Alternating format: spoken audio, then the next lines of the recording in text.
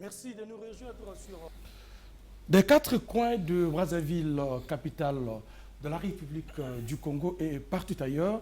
Recevez toutes nos cordiales salutations en Christ Jésus, lui qui a permis que vous soyez connectés sur les antennes de DRTV International, la chaîne du bassin du Congo pour suivre votre émission Le Cri de minuit. Mesdames, Messieurs, chers téléspectateurs, peuple de Dieu, bonsoir. Marcher avec Dieu requiert l'observation et la pratique des principes divins dans la foi qui est l'une des bases fondamentales de la marche chrétienne. En effet, l'enseignement des Écritures vivantes s'avère très indispensable pour que l'ignorance et le doute soient dissipés de la vie des chrétiens et pourquoi pas des païens. L'apôtre Paul, dans 1 Corinthiens chapitre 9, au verset 16, disait, je cite, « Si j'annonce l'évangile, ce n'est pas pour moi un sujet de gloire, mais beaucoup plus la nécessité qui m'est imposée. Si je n'annonce pas l'évangile, alors cela, pour moi, était malheur. » Fin de citation. Voilà pourquoi ce soir, l'homme de Dieu, le docteur Claise Aïssa, l'homme du cri de minuit, revient chez vous, naturellement, pour accomplir un devoir. Et ce devoir, c'est celui de vous édifier sur les principes fondamentaux de la marche chrétienne. La marche chrétienne, aujourd'hui, l'homme de Dieu va s'appesantir sur le domaine de la foi que nous avons commencé il y a de cela belle lurette. L'homme de Dieu, bonsoir. Bonsoir. Alors, après une tribune, la dernière que nous avons eue, sur les retombées, le décryptage de la conférence des mamans de l'église Vie Nouvelle, Cité des Profondeurs, l'homme de Dieu, vous avez beaucoup expliqué des choses sur ce qui est de cette conférence. Alors, aujourd'hui, quel est le plat du jour? Le plat du jour aujourd'hui, c'est comme vous l'avez bien souligné, il s'agit de la foi. Et nous allons nous appesantir particulièrement, notamment sur la foi de la marche. La foi de la marche, et qui est très importante, qui est très sine qua non pour la marche chrétienne. La foi de la marche, la foi. Toujours la foi, pourquoi? Parce que c'est un principe très important, j'insiste, de la vie chrétienne. Alors, l'homme de Dieu, ce principe très important de la vie chrétienne, moi, je m'éclipse pour un moment, je reviendrai juste après pour refaire le briefing, sinon faire un petit commentaire de ce que vous allez développer. Merci. Alors, chers téléspectateurs, je vous laisse en compagnie de l'homme de Dieu pour le repas du soir. Et moi, à mon tour, cher fidèle ami de Cri de minuit, je vous demande, en tout cas sans plus tarder, de prendre vos Bibles et nous allons commencer par lire ce verset. Hébreux, ce passage, Hébreux chapitre 11, verset 6. Mais nous allons nous intéresser sur la partie B de ce verset 6, le chapitre d'Hébreux 11. Je lis au nom du Seigneur. Or, sans la foi, il est impossible de lui être agréable, car il faut que celui qui s'approche de Dieu croit que Dieu existe et qu'il est le rémunérateur de ceux qui le cherchent. Voilà le verset qui va nous édifier ce soir. Et comme je le disais au début, comme annonce que notre thème s'intitule La foi de la marche. Oui, la foi de la marche, c'est le thème que nous tirons de la foi tout court. La foi, puisque devant vous ici, nous sommes passés, depuis un certain moment, nous avons parlé des trois types de foi. La foi qui croit à l'existence de Dieu. La foi salvatrice. Et nous avons aussi parlé de la foi de la marche. La foi salvatrice, chers bien-aimés, nous en avons parlé, assez parlé. La foi qui sauve. Mais nous ne reviendrons plus là. parce que l'on n'est sauvé qu'une seule fois. Mais je suis ici pour dire à celui qui a cru,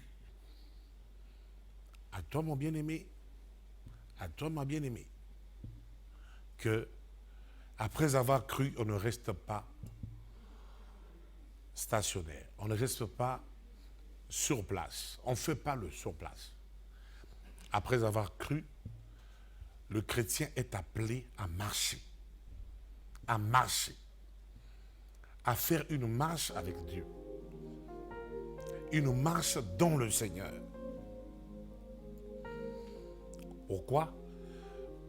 Car il ne suffit pas simplement de croire que Dieu existe. Pour lui plaire, il faut croire aussi qu'il est moral et juste. Oui, Dieu est moral et juste, et qu'il récompense ceux qui croient en lui.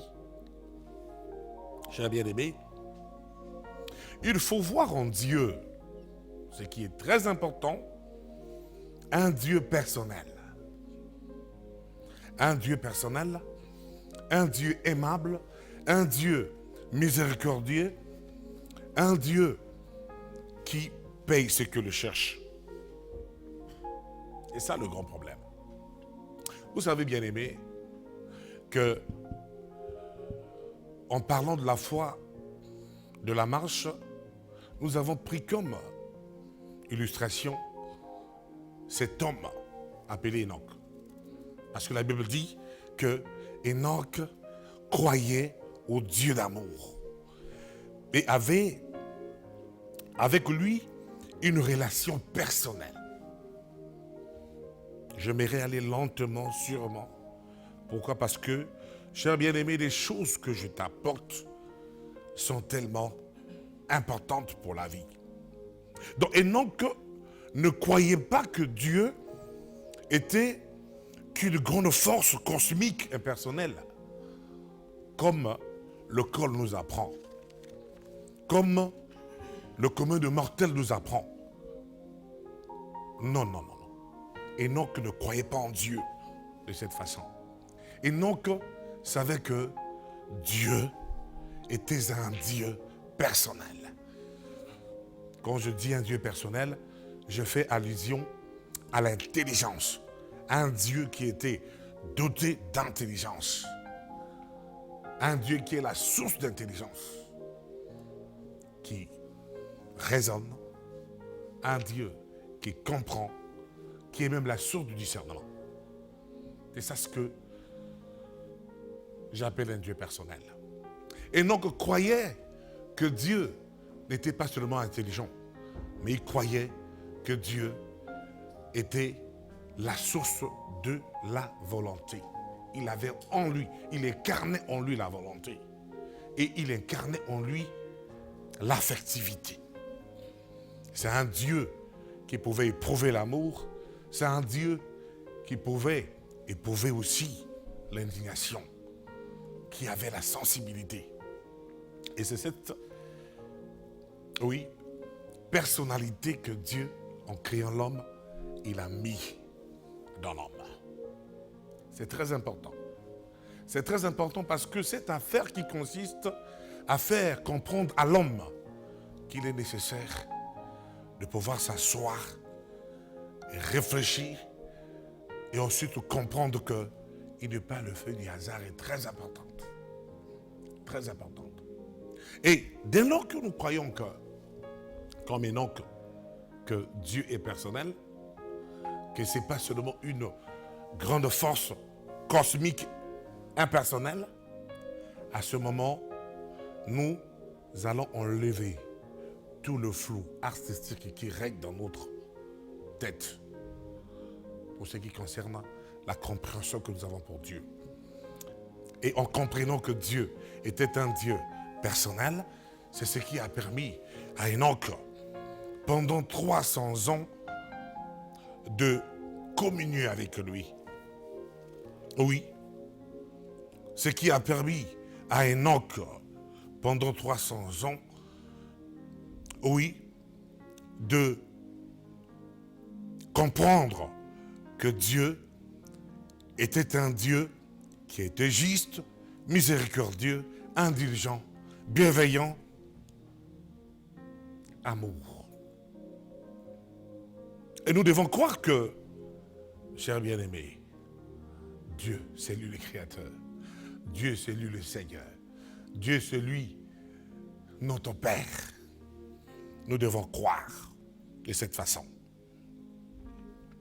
Et c'est à ce moment-là que nous pouvons savoir que c'est un Dieu qu'on peut connaître. Parce que la façon dont le monde nous présente Dieu, en tout cas c'est triste. Le monde ne présente pas Dieu dans un sens où nous pouvons aussi le connaître. Il ne nous présente pas un Dieu aimable, bienveillant. Le monde ne nous présente pas un Dieu moral. Le monde ne nous présente pas un Dieu tel que la Bible nous le présente, qui peut nous accueillir favorablement, et un Dieu que l'homme qui l'a créé peut s'approcher de lui et connaître toute une marche. Voilà pourquoi nous sommes ici pour dire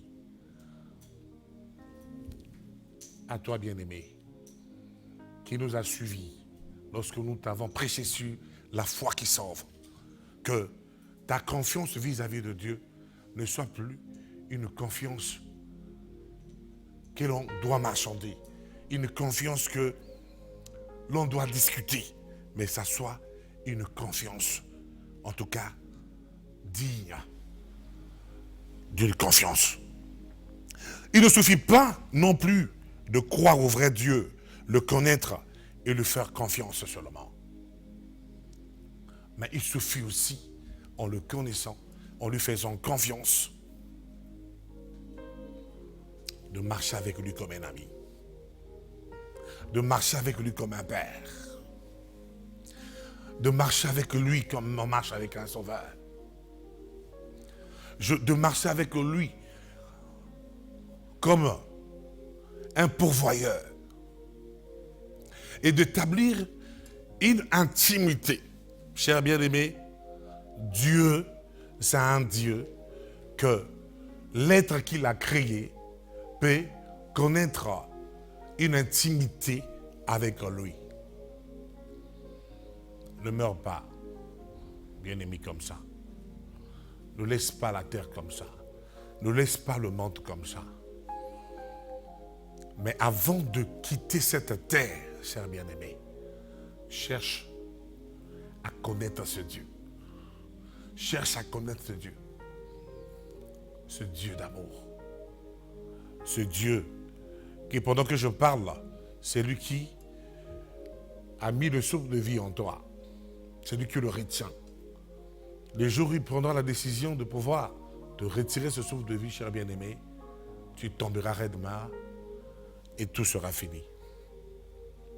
Voilà pourquoi, si nous lisons dans le livre de 1 Chronique, chapitre 28, verset 1, là-bas vous allez voir un peu, toujours, dans ce méthode du dé, que David a dit à son fils Salomon que si tu le cherches, alléluia, il se le sera trouvé par toi. Mais si tu l'abandonnes, il te rejettera pour toujours. Bien-aimé, voilà la vraie nature de notre Dieu. Et si David a donné ce conseil à son fils, parce qu'il savait qu'en lui donnant le conseil, ce conseil si précieux, il lui donnait un trésor. Il lui donnait un grand héritage qui n'était pas à comparer avec les petits héritages que nous laissons à nos enfants. Il lui dit, si tu le cherches, cher bien-aimé, je suis ici ce soir pour te dire, cherche l'Éternel. Je ne voulais pas compliquer les messages. Je ne voulais pas compliquer les choses. Car s'il faut compliquer le message, l'église était bon endroit pour aller en profondeur. Mais je suis ici pour que de façon panoramique, que tu arrives à comprendre la quintessence, l'essentiel, que tu soutiens une substance qui sera nécessaire pour ta marche. Écoute bien ce conseil. Car si Ces choses ont été écrites jusqu'aujourd'hui. C'est pour nous. C'est pour que nous puissions nous en servir. Si tu le cherches, cherche l'Éternel. Il se le sera trouvé par toi. Voilà le Dieu personnel. Voilà le Dieu vivant. Voilà l'Éternel, notre Dieu, qui est prêt à marcher avec toi ce soir. Et ce qui est étonnant, c'est la suite de ce verset qui dit « Mais si tu l'abandonnes, il te rejettera pour toujours. » Parole du Seigneur dans la bouche de David. Cher bien-aimé, ne prends pas Dieu à la légère. Ne prends pas les choses de Dieu à la légère.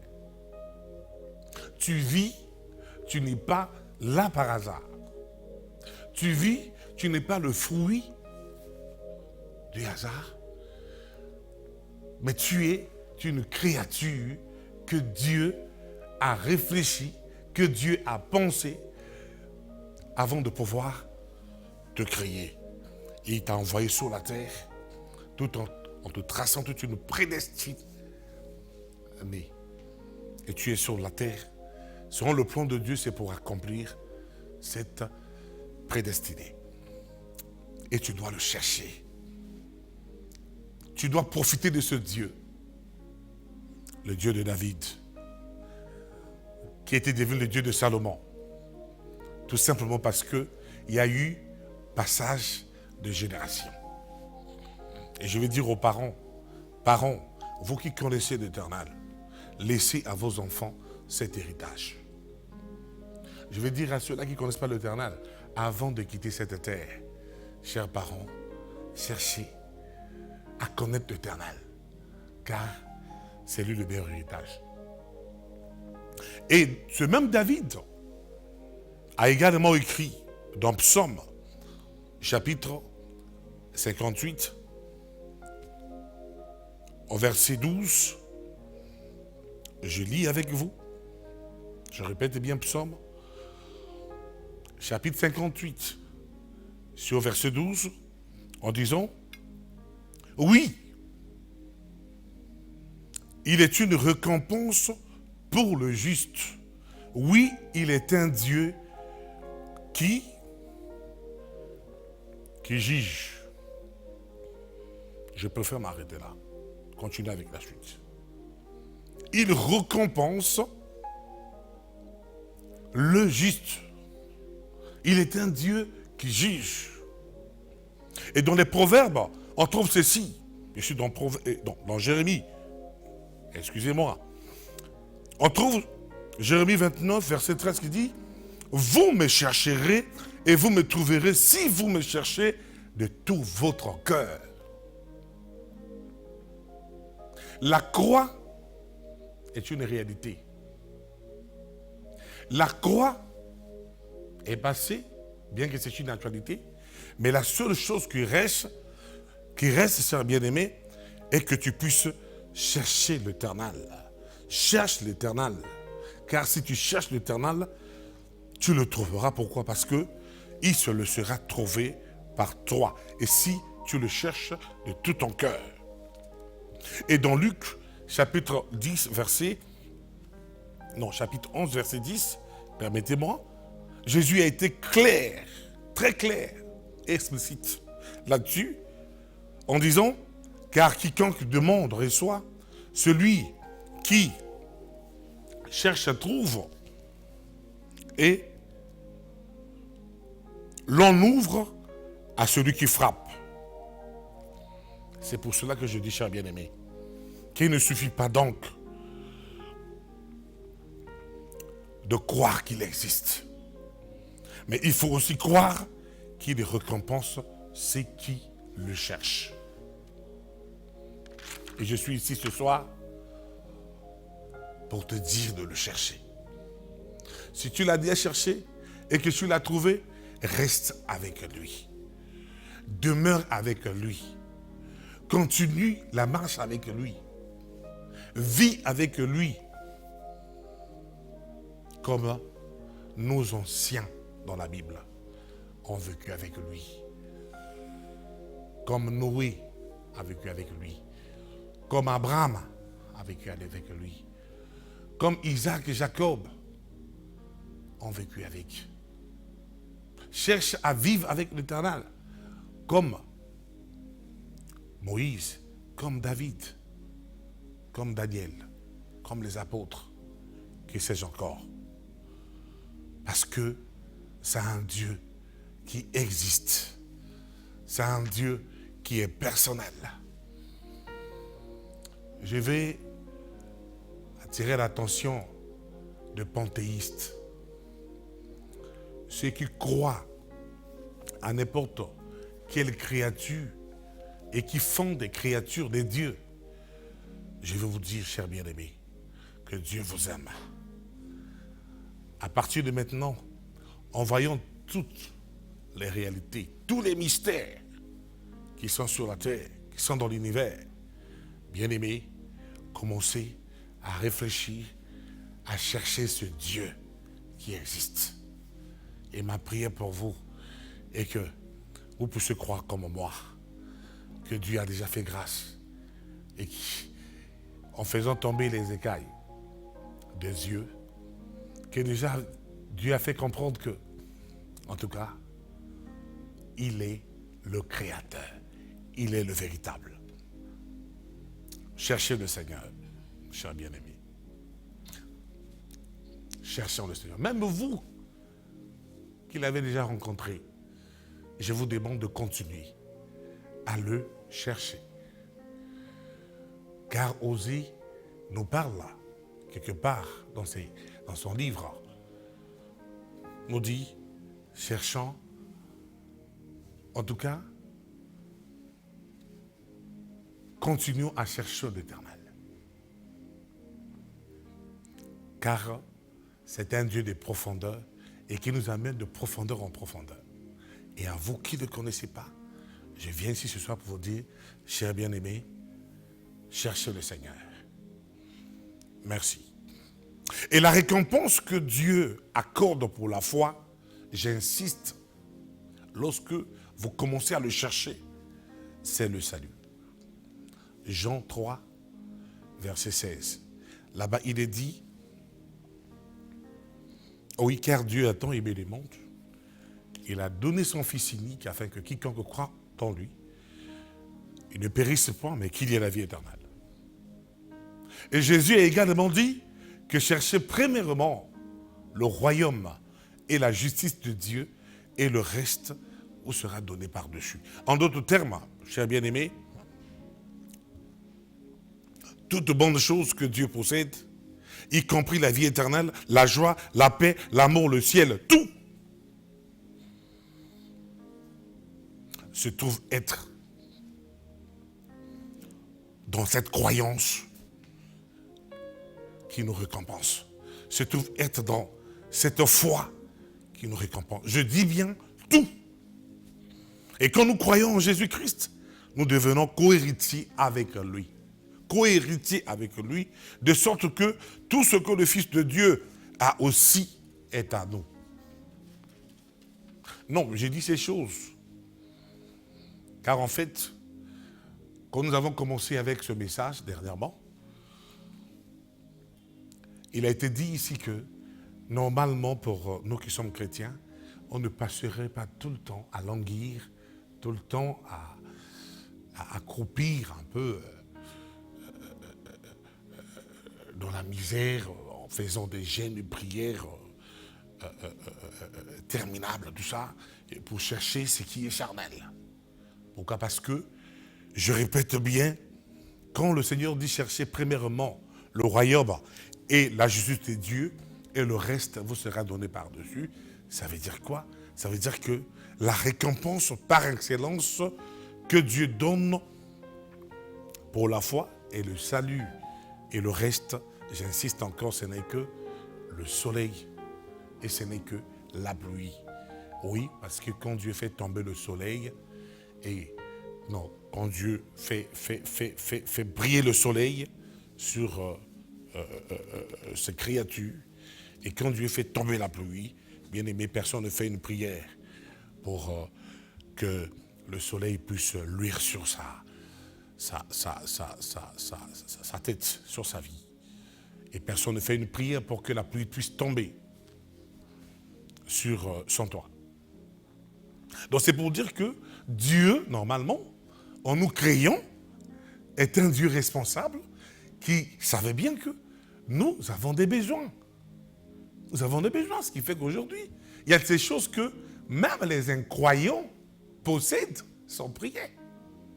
C'est là où je dis, bien aimé, le problème réside sur votre façon de croire. Cherchez le salut. Si vous avez le salut, j'insiste encore, vous allez posséder toutes choses. Toutes choses, toutes choses, toutes choses. Et si ça ne vient pas à temps, ce n'est que question de temps. Mais sinon, tout a été prévu. Gloire au Seigneur.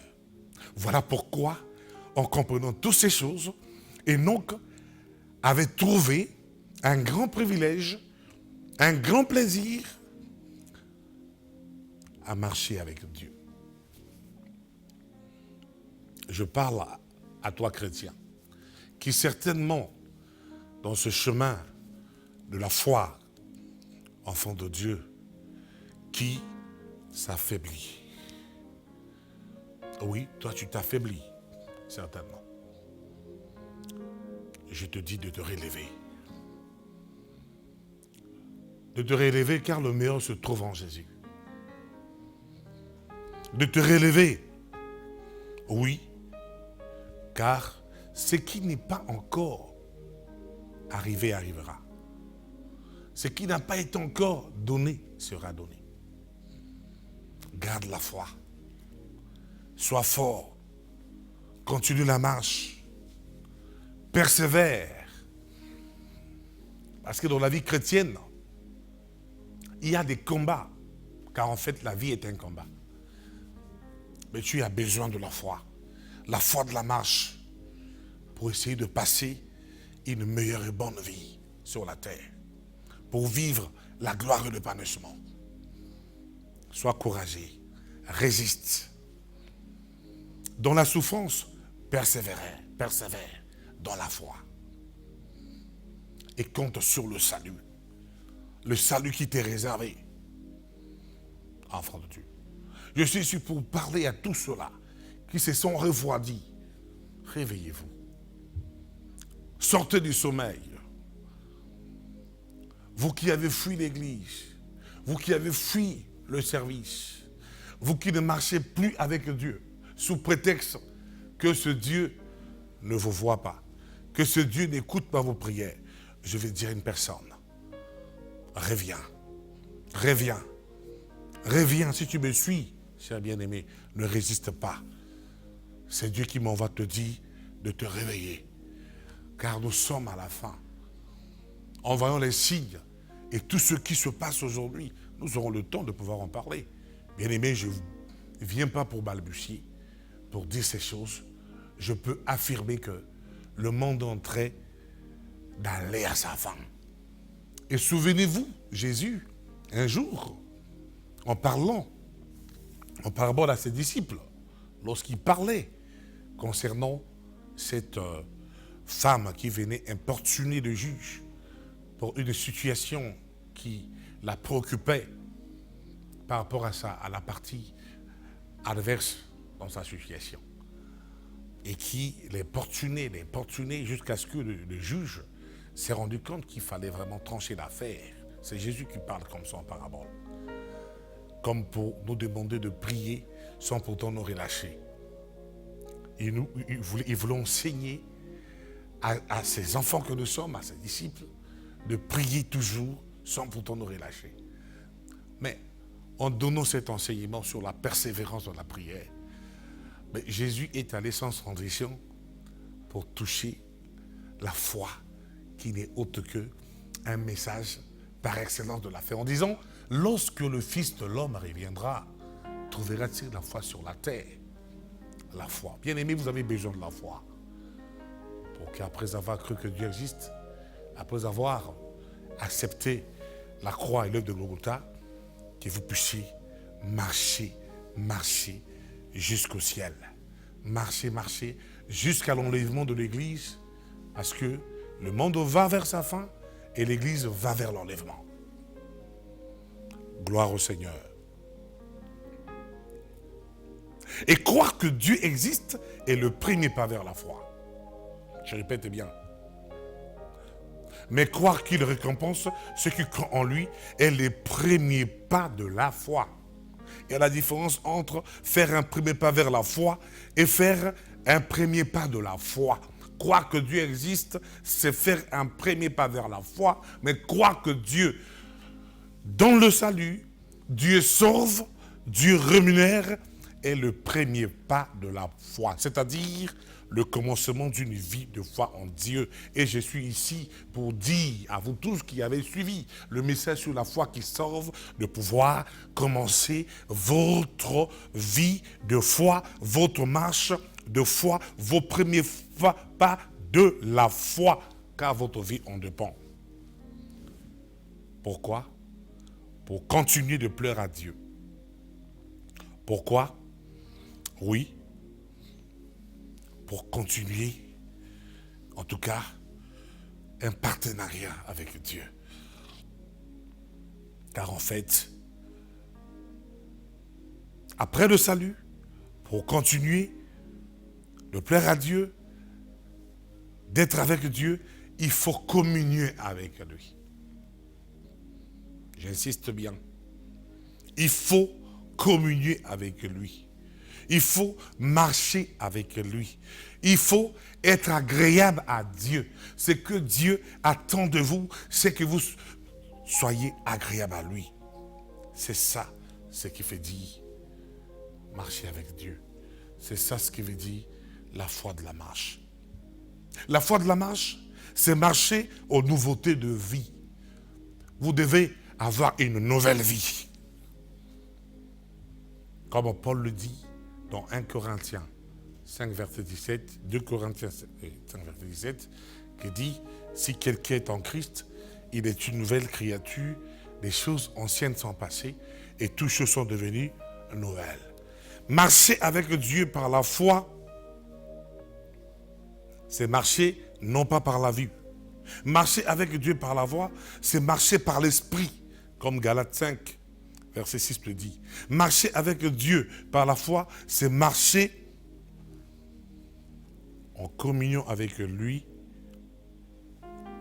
en vêtements blancs de la sainteté, en vêtements blancs de la sanctification.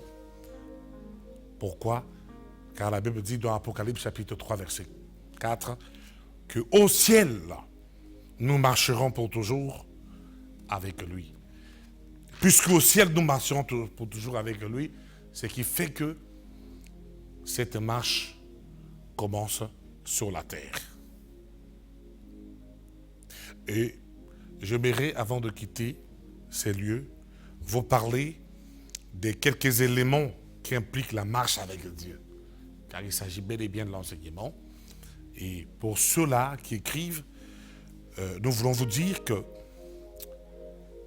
le premier élément, nous insistons là, car dans notre message passé, nous avons effleuré cela, mais nous voulons appuyer ça aujourd'hui.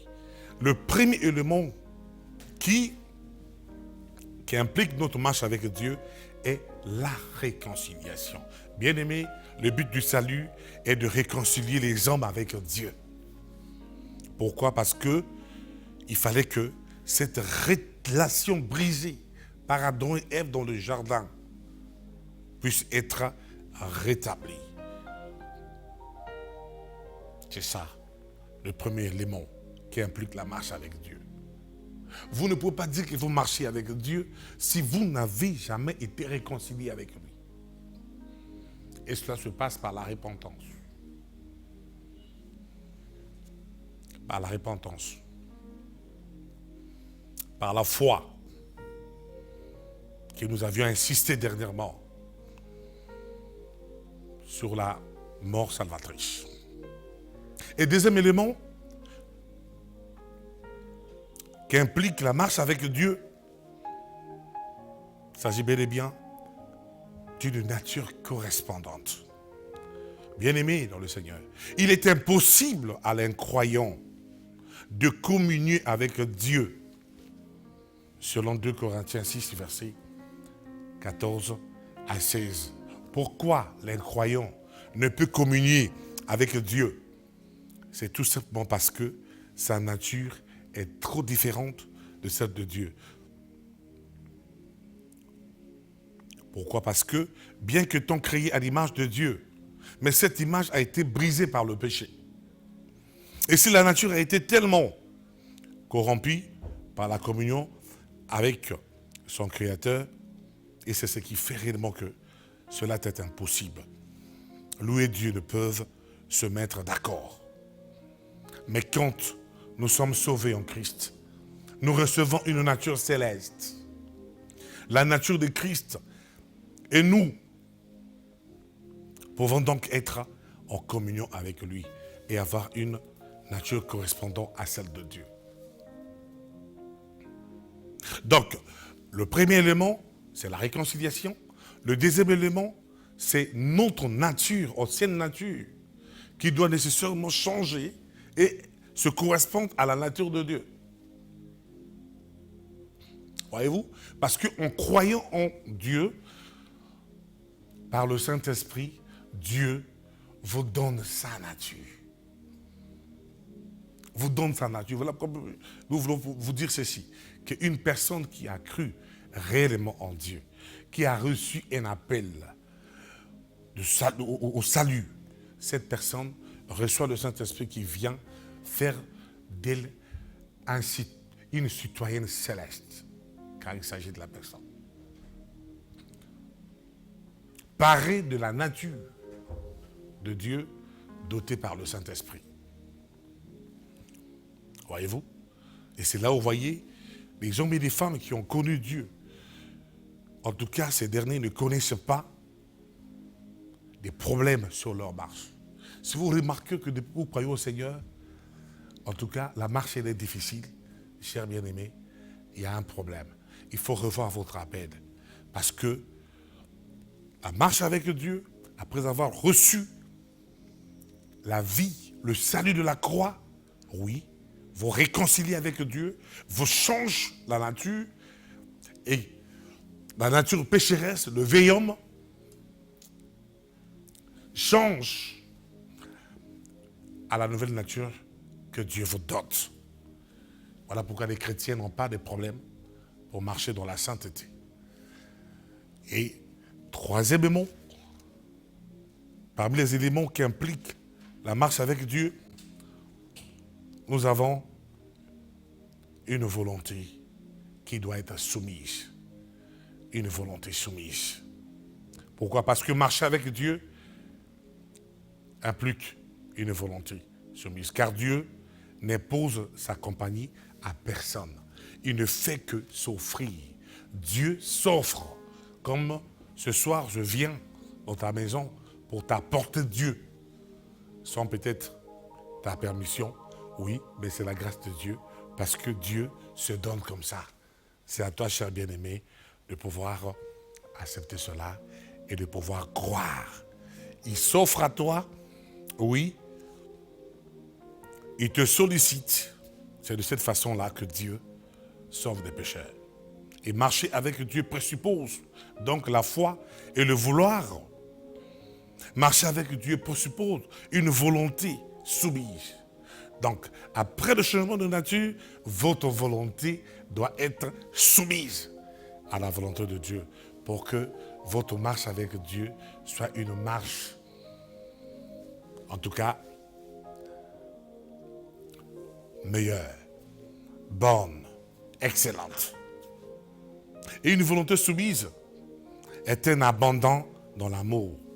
C'est ce qu'on pourrait, oui, parler d'un empressement délibéré, un joyeux et libre abandon.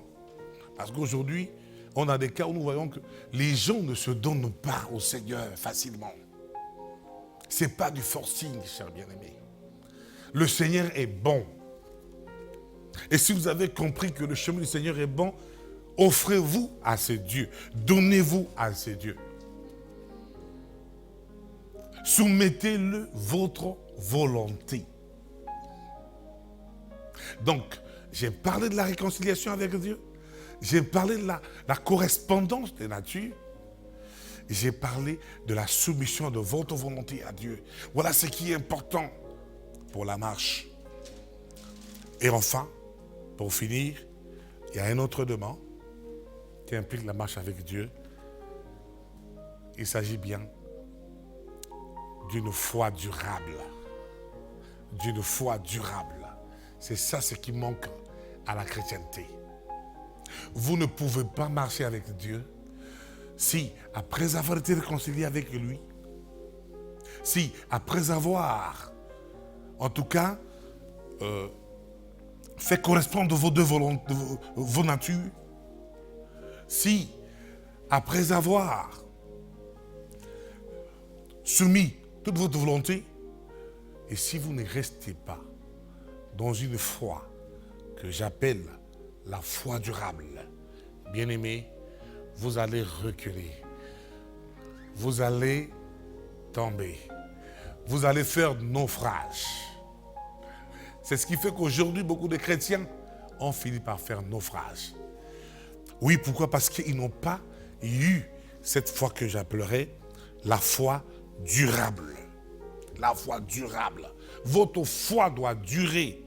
Car on ne peut continuer de marcher avec Dieu sans continuer dans la foi. La foi est très nécessaire, bien-aimés. Comme je le disais, notre vie est une vie de combat. Notre vie est une vie pleine de souffrance. Nous avons besoin aussi de pouvoir compter sur le salut, car nous n'avons pas encore vu cette félicité qui nous attend. Et sans la foi, nul ne lui est agréable. Voilà pourquoi vous avez besoin de la foi, bien-aimés, pour aller de l'avant avec le Seigneur. Après avoir cru, marcher dans la foi. Comme Abraham a marché dans la foi, en nous faisant montre en nous faisant voir les 5 caractéristiques de la foi. Abraham qui a connu la foi du pèlerin. C'est des choses que nous allons réellement aborder. Abraham qui a connu la preuve de la foi. Abraham qui a connu, en tout cas, plusieurs types de foi, qui a marché en faisant montre de toutes ces quartiers de la foi. Abraham. Et pour aujourd'hui, je crois que, bien aimé, en vous aimant beaucoup, je m'aimerais m'arrêter là pour prier au Saint-Esprit de pouvoir vous édifier. En tout cas, que le Seigneur vous édifie, que le Seigneur vous bénisse. À la prochaine. Merci. Merci beaucoup, l'homme de Dieu. Merci, chers téléspectateurs. Vous avez suivi avec attention ce brillant message de l'homme de Dieu sur la foi de la marche, car il était question ici qu'on puisse vous apporter des éléments conséquents et des éléments qui vous permettront justement d'être en communion avec Dieu. Alors, dans la marche avec Dieu, il est question de savoir que cette marche avec Dieu, nous devons remplir quelques critères. Alors, le premier critère qu'a dit l'homme de Dieu, c'est justement se réconcilier avec Dieu. On se réconcilie avec Dieu quand on vient à lui, justement, c'est par la repentance. On ne peut pas se vanter que je connais Dieu, mais si seulement on n'est pas repenti. Le Seigneur Dieu de la Bible permet à ce que nous soyons réconciliés avec lui, parce que depuis le péché adamique au jardin d'Éden, vous avez compris que l'homme était retiré de la présence de Dieu, de l'amour de Dieu. Et la réconciliation a été effectuée au mont Calvaire lorsque Christ a donné sa vie en rançon. Et la deuxième partie de la marche avec Dieu, c'est justement avoir la nature de Dieu. On ne peut pas se dire que je vais à l'église, je prie et rester avec la nature du vieil homme. Cela ne correspond pas avec les critères de la foi, de la marche. Et pour le troisième élément, l'homme de Dieu s'est apaisanti de soumettre notre volonté à Dieu. Il faudra que notre volonté soit soumise à Dieu. Nous ne devons plus marcher selon nous, nous ne devons plus marcher selon les hommes, selon les humeurs, selon les coutumes et les traditions, mais nous devons maintenant marcher selon les principes et directives de Dieu. De tout ce qui est à nous, tout ce qui est humain, doit s'asseoir, doit tomber et écouter et marcher selon ce que le Dieu de la Bible nous demande. Et l'homme de Dieu a clôturé ce message par la foi durable, la durabilité de la foi. La foi doit durer. On ne doit pas avoir une foi séquentielle. Aujourd'hui, on a la foi. Demain, on tombe. Ce n'est pas ça. La foi doit être durable. Car nous savons tous que nous venons à Dieu parce que nous avons des problèmes, parce que nous avons échoué ici et là. Mais sachant que l'Éternel Dieu, quand nous venons à lui, il est la solution à tous nos problèmes. Mais sauf que nous devons nous accrocher à lui, car lui, c'est un Dieu qui ne donne qu'à ceux qui le cherchent. Parce que le Seigneur, notre Dieu, il récompense. Mais il ne récompense pas n'importe qui, mais lui, il récompense ceux qui le cherchent. Cherchons Dieu, car la Bible dit que l'Éternel, notre Dieu, se fait voir à ceux qui le cherchent. Si on ne le cherche pas, en tout cas, on dira que Dieu n'existe pas. Alors lui, il existe, mais nous devons le chercher. Car si on le cherche, lui se fait voir. Et c'est à ce moment-là, il nous donne tout ce dont nous avons besoin. Il a donné sa vie. C'est justement pour que nous puissions avoir tout ce que nous cherchons, tout ce que nous voulons. En dehors du salut, il y a d'autres choses. Il en a. La gibetière est pleine, comme a toujours dit l'homme de Dieu. Merci. Adonai, Dieu vous bénisse. Si le Seigneur ne revient pas, nous reviendrons chez vous le mardi en 8 pour un nouveau numéro, assurément pour la suite de ce message décrypté par l'homme de Dieu, le Dr Claes Ayessa, l'homme du cri des minuit. Que le Seigneur notre Dieu vous bénisse.